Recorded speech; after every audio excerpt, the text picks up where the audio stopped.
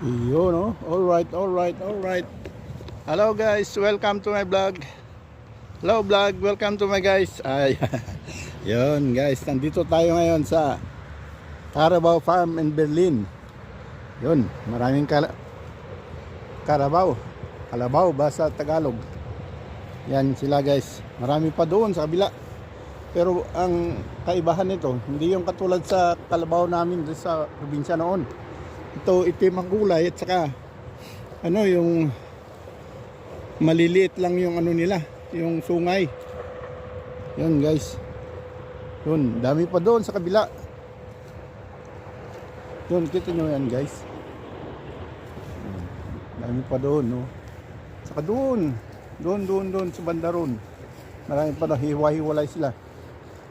Matagal na nawala ito, isang buwan na nawala. Ngayon binalik na naman. Siguro may ibang pinagpastuhan. Kaya ayun sila.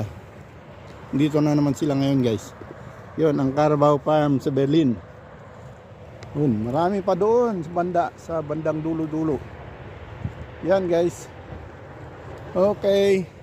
Naispatan lang natin ngayon dito at mamayang hapon ko babalikan ito para ibibidyo ko. Okay, maraming salamat guys. Yun o. Gawin ko na lang itong short video. Yun sila guys. Yun. Yung Carabao Farm sa Berlin.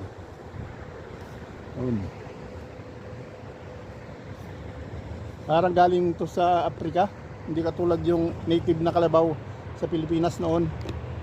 Na malalaki ito, lang, medium size yung size nila.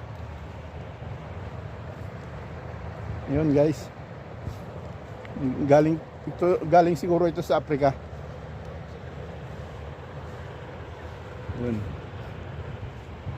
Doon marami pa doon.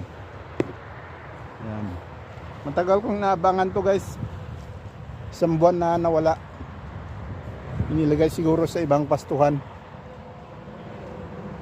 Yun guys, ang Carabao Farm in Berlin.